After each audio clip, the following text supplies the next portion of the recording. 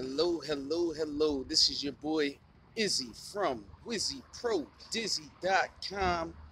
How are you? Blessings, blessings on this beautiful day. I hope it's just as beautiful where you are. I am here today to talk about my main character, Justice, from JW Comics. Shortened is JW Comics. The elongated version is Justice's United Universes. And I would like to play this main character. Hollywood, let me tell you, your search for the next big thing is over. I got it. I got it, and I got over 100 characters. Let's get ready. Let's get into action. Let's stop playing around. You know what I'm saying? All right, let's get this started. So, my main character, Justice. He does not get the name Justice till about the 4th or 5th Chronicle. I will be explaining Chronicles 1 through 3, and my book that I plan to finish this year is Chronicle 4. Chronicle 4 is very intense and very action-packed. I may drop a little bit of Chronicle 4 on you. I want to definitely get this sunset. Forget about me. So let's talk about Justice. Jaquan W. Colton was born in Northern Africa. His mom is mystical. I did not finish his mother's character, to be completely honest. His mom is mystical. His dad is from the military. He grows up with his father on a military base. So this is how his mom and his dad meet. His dad's name is James Colton. Go into his backstory a little bit. James Colton was a young rising man in the military, and he quickly rose through the ranks to becoming a high-ranking officer. How he rose through the rank was surviving suicide missions. So the government, the military, was doing some illegal operations and some shady stuff, doing what they weren't supposed to, and sending James with a suicide crew, basically a crew of disposable people, on suicide mission. Now the first suicide mission they sent him on, he actually completed it successfully. So when he completed the mission, they were very astonished, and they weren't expecting him to complete the mission, let alone bring back survivors from the crew. So he did get a couple good friends, and that's how him and Jaquan, him and his son, have friends in the military school. But anyway, that is his father, James Colton. He's a military man rising through the ranks. Now he meets his mom on a mission. Now, I can't remember. I don't know. I don't have Chronicles 1 through 3 fully developed because I want them to be developed perfectly. When it comes to this character, I know how he gets his awesome powers, and that's where Chronicle 4 is, and I pieced it together from there. So, like when it comes to certain characters I have, sometimes I start from the end, sometimes I start from the middle, sometimes I just start from their powers, sometimes I start from a name, you know what I mean? Sometimes I start from something I see in the street. And I'm like, oh man, that's cool. That could be something. Just like that sunset, that sunrise. The sunrise is something I've been working since yesterday. Your boy stay at it, you know what I mean? I'm with it, won't quit it. Sorry I've been off the air for like a week. It's been raining in Philadelphia. Traffic really sucks. I'm gonna make a different video. But back to Justice. So we got James on a mission where he meets Jaquan's mom, Justice's mom, and they meet, and one of them save each other's lives. They basically end up saving each other's lives, and the first time she saves his life, and a couple missions after that, a couple months later, he bumps into her again. He goes off the grid for like a week or two, and he ends up helping her out, accomplish her goals, and what's going on with her. Like I said, I have to fully develop it, and I really want it to be interesting. But that's how his parents meet. Now, his mom, I want her to have like some type of mystical powers because um, Jaquan, their son, has a soul that purifies things. His soul can't be affected by dark magic easily. It takes something, it takes some cosmetic power to affect this man's soul. He's got a very kind heart and a very cool soul. So I definitely have to develop his mom. I definitely have to develop his mom. Uh, Now, so we've got them meeting, and that's how Jack's born. Now I've got his father, James, on a military base a couple years later. Uh, on a military base a couple years later, he gets he gets a surprise visit by this woman, Jack's mom, Jaquan's mom. And so Jaquan Justice is like 3, 4 years old, and he's surprised because it's an American base. It's really a secret location, and she shows up on the doorstep, and security goes off. She shows up basically to the driveway, and hands over the kid, and they have a conversation, and then she disappears. And they met in Africa, and they're in America. So about 10 years later, uh, Jack's about 14, 15. Things get a little, little heated. We have James getting put in some scientific experiments.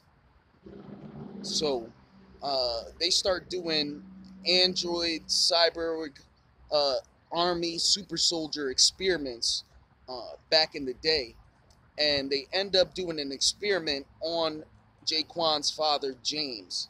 Now, they do this experiment, one, on him because he survived the suicide missions.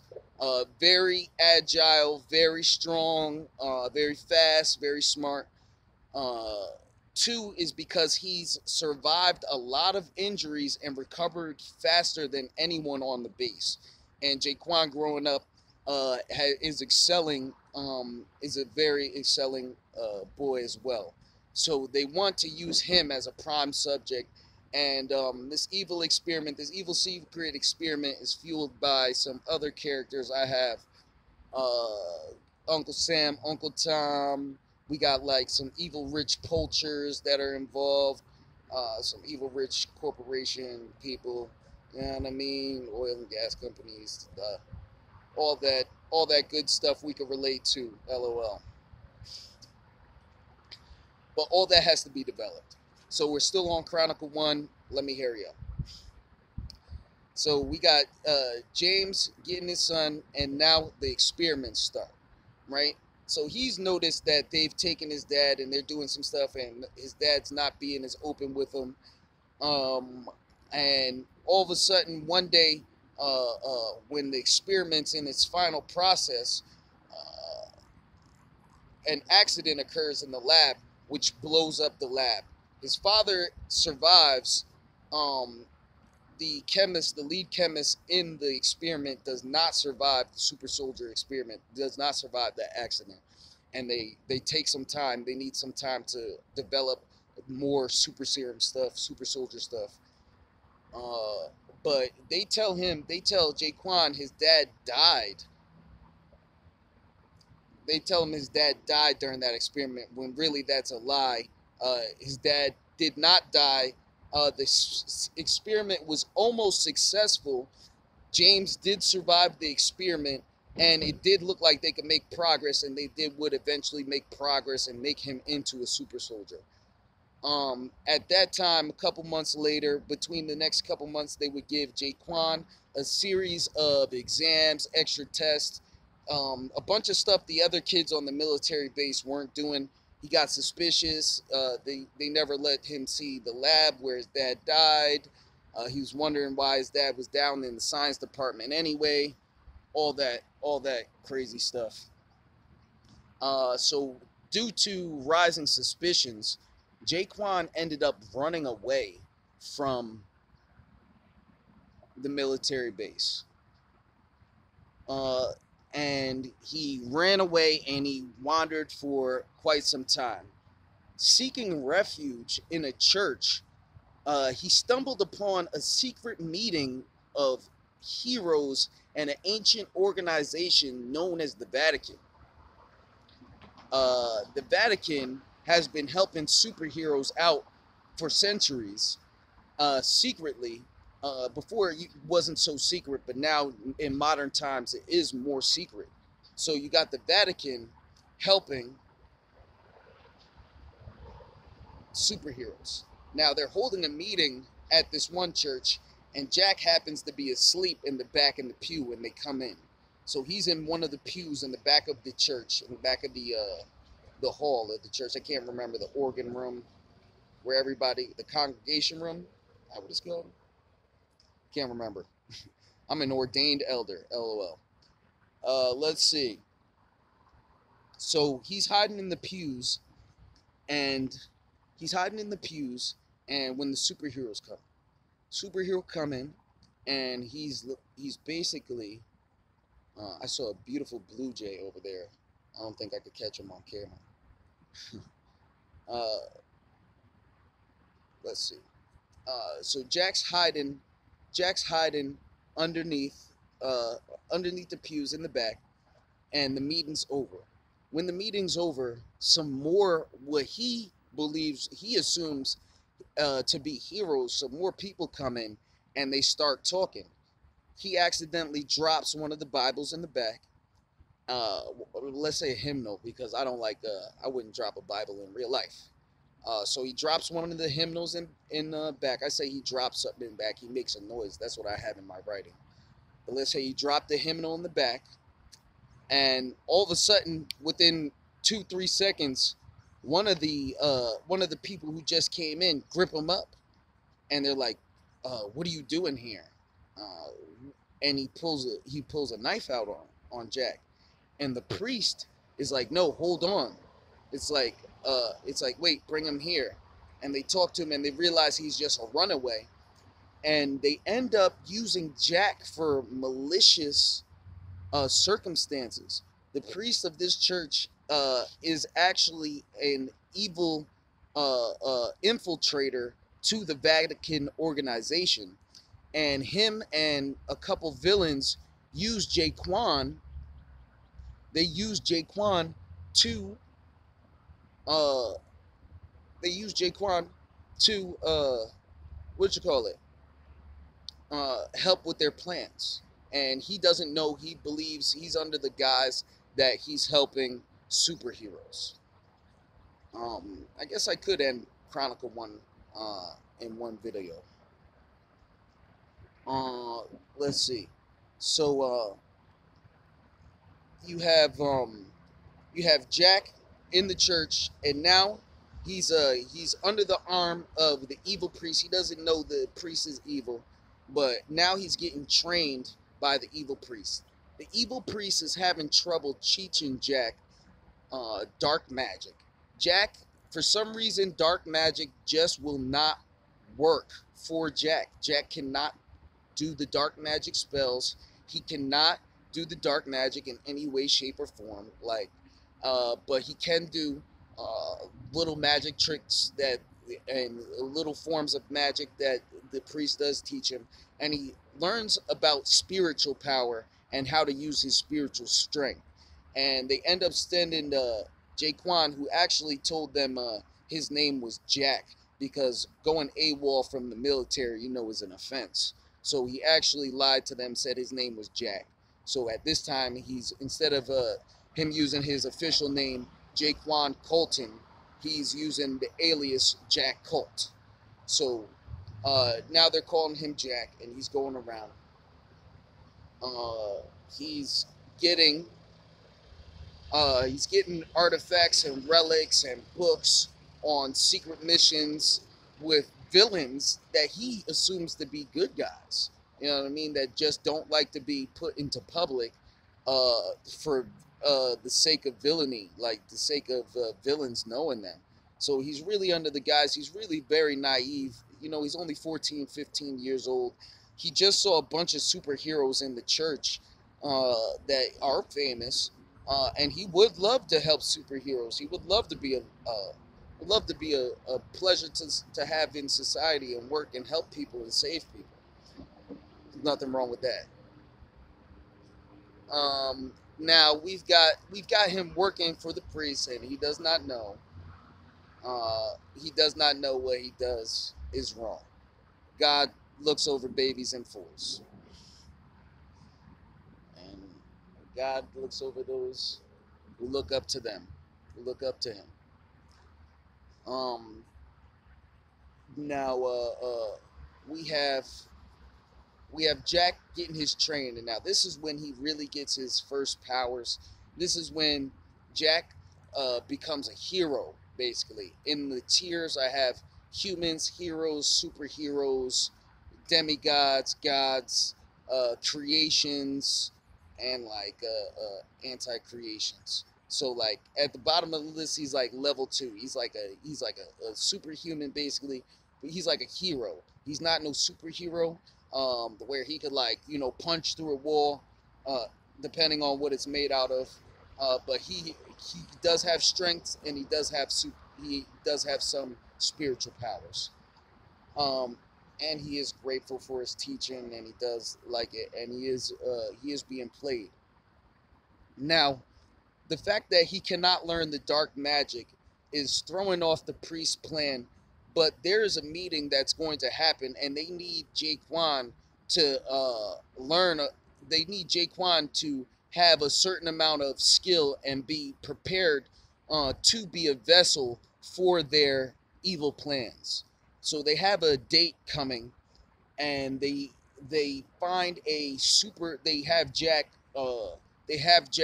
steal one last thing, and when they do have Jack steal it, they end up beating him up. They're his trainers and they're his masters, and they know a lot. And he's young; he's a kid. They beat him up, knock him out, perform a ritual, and prepare him as a vessel for like some super demon, right? Um, this super being from the spiritual world is a spirit gone bad, and like is like you know I've got to like develop all this, but it's like a spirit gone bad, and they've got him. They use Jack as a vessel, as like a super vessel, to help with their Vatican takeover. Now when it comes to the showtime with the Vatican, all right, so the day of reckoning comes. So Jack's not in control of his actions for about a week. It's very sad. He gets very sad over this. He's not able to control his actions. He does things that he regrets. He's not in control of.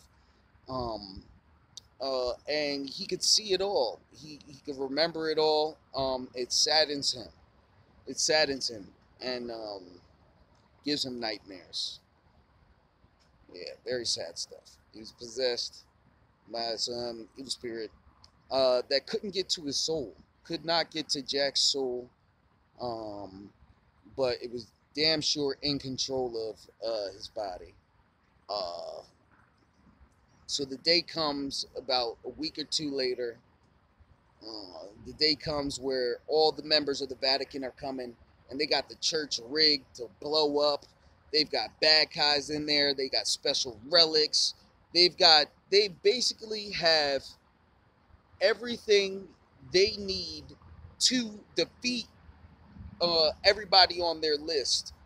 They have gauged everyone's strength, but they have not gauged our heroes of the Vatican. They have not gauged their experience and their war hero-ness, which is not a word.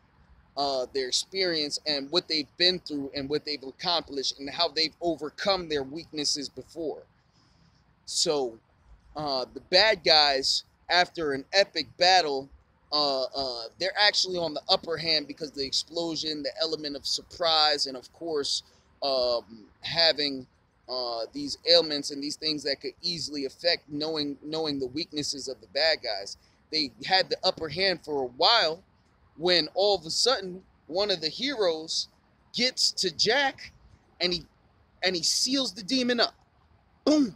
Seals the demon and knocks Jack back, knocks Jack unconscious. Well, I should say, knocks Jack into consciousness. It's the first time Jack's been in control of his body for weeks. And as he gains control, he immediately, his spirit, like on the inside, like I want to write it somehow in my writings, that on the inside of him, like he was able to, uh, uh, with the seal that went to Jack's soul and to the spirit, he was able to grasp the spirit with spiritual pure chains, like white chains, and chain the demon down, and chain the demon down very violently inside his self. And at that point, Jack wakes up, and he doesn't know what's going on. All he knows is he doesn't want to be here. He doesn't know who's who's good, what this organization is really about. And he's sad and depressed. He just runs. He just runs. Runs. He books it. The priests escape. They escape. They capture most of the villains. And they look for Jack because they wanted to purge Jack of this demon. But Jack would keep a hold on him and eventually enlighten this spirit and change him from a demon into a spirit. That is all for Chronicle 1. We will end it there. And I might go find a really cool place to do Chronicle 2. Thank God for everything, especially this beautiful sunrise. I hope you guys don't mind. If you guys don't mind, I might do a second one right here. Man, it's so beautiful out here. Thank you for watching. Bless up. Like I said, Hollywood, I'm your next Stan Lee, Bruce Lee, and Spike Lee all put together. Straight up. No lie. All facts. And I got nothing but love, man. It's time to make a whole new set of everything. The reason why I have 100 characters is because of Justice. Jaquan, I started it with his powers. He will get powers where it's metallic powers. By the time he's like 100,000 years old, he'll be able to like lift up a planet. But from Chronicle 4, he's like action-packed. The plot's always falling onto this guy. This is Chronicle 1 out of 10 just to copyright Justice. So Justice is an intense character. I have plenty gaps in his life. So when it comes to people who need help with making their superheroes and who need superheroes, Justice will be available at like 10 different times of his life to throw into your super characters when we all get into the mix, you know what I mean? Bless up to the jungle, bless up to the sunrise, bless up to you, bless up to your family. Take care. I love you. The jungle loves you. Philly loves you. Even though they might put on that mug like, what you looking at? What you looking at? We love you. You know what I'm saying? And you know what I mean? Philly's popping, man. Philly's popping, man. It's going to be popping with me in the next couple years, boy. I don't plan on stopping. Plan on building this place up and helping out the community, boy. I tell you, boy. Big up to the sunrise.